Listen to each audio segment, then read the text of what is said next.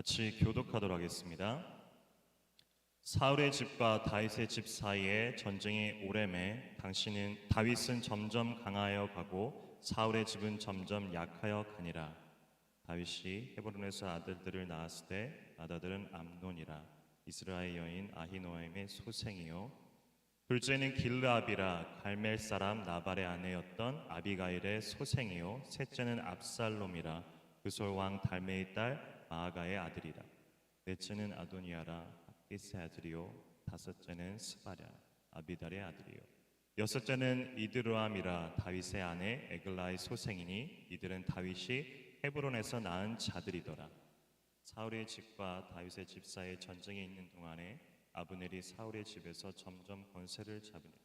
사울에게 첩이 있었으니 이름은 리스바요 아야의 딸이더라. 이스보셋이 아브넬에게 이르되 네가 어찌하여 내 아버지의 첩과 통간하였느냐 하니 아브넬이 이스보셋의 말을 매우 분하게 여겨 이르되 내가 유다의 계머리냐 내가 오늘 당신의 아버지 사울의 집과 그의 형제와 그의 친구에게 은혜를 베풀어 당신을 다윗의 손에 내주지 아니하였거늘 당신이 오늘 이 여인에게 관한 허물을 내게 돌리리로다.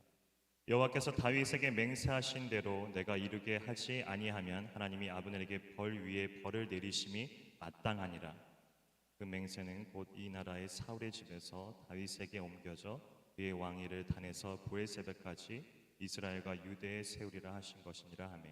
같이 읽겠습니다. 이스보셋이 아브넬을 두려워하여 감히 한마디도 대답하지 못하니라.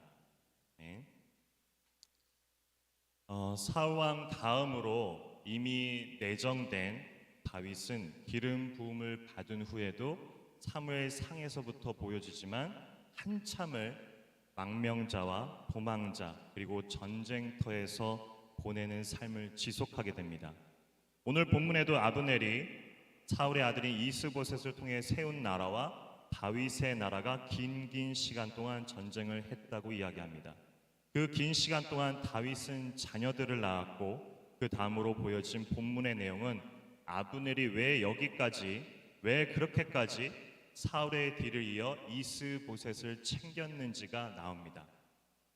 어제 본문을 통해 언급한 바가 있는데 사울의 군사령관이었던 아브넬이 사울 왕에 대한 충성심으로 그의 아들인 이스보셋을 왕을 삼고 사울의 대를 이어갔다라면 2장에 나와 있는 사울 왕이 죽었을 때 블레셋 나라로부터 사울 왕의 시체를 거두어 장사 지낸 길르앗 야벳 사람들을 다윗이 아닌 사실 그 충성심이었다면 아브넬이 앞장서서 그들에게 감사를 표했어야 할 것입니다. 하지만 아브넬은 그러하지 않았습니다. 그의 마음이 어떤 야망으로 가득 차 있는지 오늘 본문에 보여집니다. 6절에 아브넬이 사울의 집에서 점점 권세를 잡으니라로 시작되어 결국 그는 꼭두각시인 사울의 아들인 이스보셋을 앞세워 실질적인 권력을 잡는 자가 됩니다. 그런 그가 사울 왕의 첩까지도 자신의 잠자리 대상으로 삼습니다. 이를 본 사울의 아들 꼭두각시 왕인 이스보셋이 아브넬에게 말합니다. 어찌해서 내 아버지의 첩을 네가 넘보느냐. 그러자 아브넬의 속에 있던 야망이 겉으로 나옵니다. 죽을 수도 있던 너를 내가 살려준 걸 모르느냐. 왕이었지만 실질적인 세력가인 아브넬 앞에서 결국 이스보셋은 아무런 말도 하지 않았고 못했고 오히려 그를 두려워한다라고 오늘 본문이 끝을 맺습니다. 이스보셋이 아브넬의 눈밖에 나는 장면 그 후부터 12절부터 보면 내용은 이렇습니다. 아브넬이 결국 다윗의 진영과 약속을 맺는 장면이 나오는데 그 약속이라 하면 나라를 넘길 테니까 나를 살려달라는 겁니다. 결국에는 아브넬이 허수아비였던 이스보셋을 다윗의 진영에게 넘기는 장면이라는 거죠. 어느 역사서에 나오는 그런 야망과 욕망의 눈먼 자가 할 법한 모든 것을 지금 아브넬이 하고 있다는 겁니다. 아브넬은 그렇다 쳐도 이 상황에서 이상한 것은 12절 이하를 읽어보면 다윗입니다. 욕망의 눈이 먼 아브넬과 약속하는 다윗을 12절 이후에 보면 어떤 약정으로 아브넬을 살려주냐면 자신의 처였던 미갈을 데려오라는 조건을 겁니다. 철을 사랑하는 자의 모습이라고 생각할 수도 있지만 15절에 보면 이스보셋이 사람을 보내 그의 남편 라이스의 아들 발디에게서 그를 빼앗아오매. 미갈은 이미 재혼을 한 상태라는 거죠. 긴 시간 다윗이 망명자로 도망자로 그리고 전쟁터에서 아들들을 낳는 그 긴 시간 동안 미갈도 재혼을 한 상태라는 겁니다. 그의 남편은 하루아침에 갑자기 자기 아내를 잃어버리게 된 상황입니다. 얼마나 그 남편의 마음이 처절하고 절규하냐면 16절에 그의 남편이 그와 함께 오되 울며 바후림까지 따라왔더니 아브넬이 그에게 돌아가라 하매 돌아가니라. 얼마나 이 힘든 상황인지 모르겠습니다. 심파적인 내용이고 이 모든 것을 만든 사람은 아브넬이지만 다윗은 공모자입니다. 공모자라는 거죠. 제가 사무엘상을 전하며 자주 말씀드린 다윗에 관한 이야기는 그가 위인이 아니라는 것입니다. 분명 훌륭한 믿음의 선조입니다. 하지만 그도 우리와 만만치 않게 비열하게 그리고 살고자 하는 바둥거림에서 할지 못할지 다 한 인물이라는 사실을 우리는 색안경을 끼고 보기 때문에 지금과 같은 아브넬과 같이 동조하는 다윗이 사실 잘 안 보이곤 합니다. 다윗은 분명 골리앗 앞에서 위대한 믿음의 선포와 그의 간증을 합니다. 어제도 말씀드렸지만 너는 칼과 창과 단창으로 내게 나아오거니와 나는 만군의 여호와의 이름으로. 똑같진 않지만 우리들 개개인들의 삶 속에서도 믿음의 시작이나 여정 속에서도 하나님과의 만남 가운데 각자의 이러한 위대한 믿음의 간증과 선포가 있습니다. 사실 그렇기 때문에 저희가 여기에 있는 거죠. 하지만 기억해야 할 것은 다윗의 인생의 여정에 골리앗과 같은 사건만 있는 것이 아니라 우리아의 아내 밧세바를 범했던 사건이 뒤에 따라온다라는 것입니다. 연약합니다. 다윗도 인간입니다. 그런데 왜 다윗이 중요한가? 그가 곧 다가올 예수님의 예표이기 때문입니다. 미리 보여주신다는 것입니다. 지난 금요일에 읽어봤었던 시편 22편을 다시 읽어보면 1절부터 내 하나님이여 내 하나님이 어찌 나를 버리셨나이까? 어찌 나를 멀리하여 돕지 아니하시며 내 신음소리를 듣지 아니하시나이까? 6절에 사람의 비방거리요 백성의 조롱거리니이다. 18절에 내 겉옷을 나누며 속옷을 제비 뽑나이다.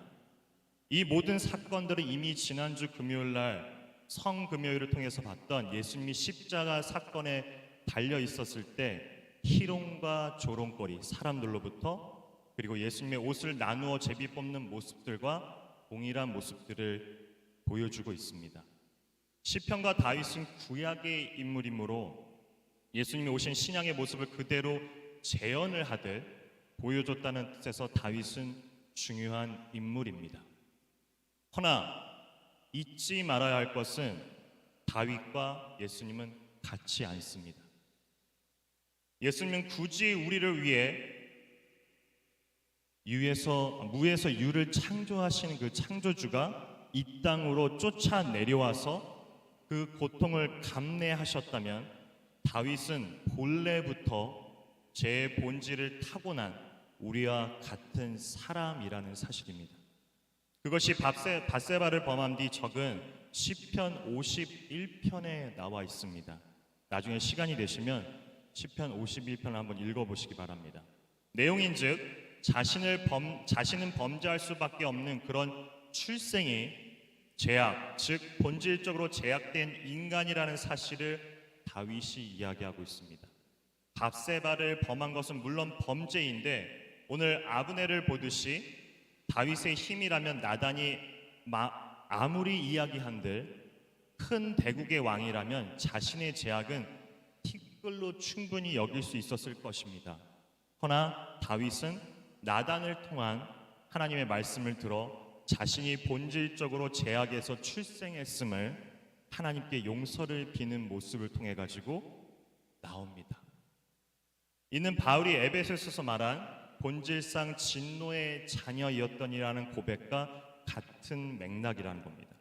다윗도 그러하고 바울도 그러하고 우리의 믿음의 선조인 아브라함부터 모든 인간이 이 굴레에서 벗어나지 못합니다. 우리는 죄악의 본성을 가지고 있다는 거죠. 그러하기에 다윗과 방불한 저희들에게는 은혜가 필요하고 은혜의 역사인 예수 그리스도가 필요할 수밖에 없습니다. 에베소서의 그 바울의 고백을 마저 이어보면 긍휼이 풍성하신 하나님이 우리를 사랑하신 그 큰 사랑을 인하여 허물로 죽은 우리를 그리스도와 함께 살리셨고, 다윗의 삶을 보건대 우리는 은혜가 필요할 수밖에 없는 본질적인 존재들입니다. 그래서 우리는 은혜로 살아가야만 하는 자들입니다. 그 은혜가 오늘을 살아가는 저와 우리 사랑하는 성도들에게 언제든 함께 있다는 사실을 기억하며 오늘 하루도 힘차게 살아내 가시길 기도하겠습니다. 기도합니다.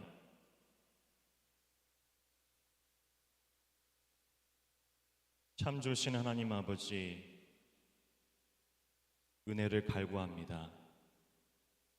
다윗이 그러하되 바울이 그러하되 아브라함부터 그러하되 오늘날 우리들까지 하나님, 우리는 본질상 진노요 그리고 죄악의 속성을 가질 수밖에 없는 우리들입니다. 그러하기에 은혜를 갈구하고 갈망하며 은혜를 찾습니다. 주님, 그 은혜 위에 서 있게 하여 주시옵소서. 오늘도 그 은혜를 갈구하며 하나님이 누구이시며 그분이 무엇을 하셨으며 우리를 어떻게 만들어 가시는지를 기대하며 살아나가는 오늘 하루가 되게 하여 주시옵소서. 감사합니다. 예수 그리스도의 이름으로 기도합니다. 아멘. 하늘에 계신 우리 아버지여, 이름의 거룩함을 받으시오며 나라의 임하옵시며 뜻이 하늘에서 이루어진 것 같이 땅에서도 이루어지게 하옵소서. 오늘 우리에게 일용할 양식을 주옵시고 우리가 우리에게 죄진 바를 사해 준 것 같이 우리의 죄를 사하여 주옵시고 우리를 시험에 들게 하지 마옵시며 다만 악에서 구하옵소서. 나라와 권세와 영광이 아버지께 영원히 있사옵나이다. 아멘.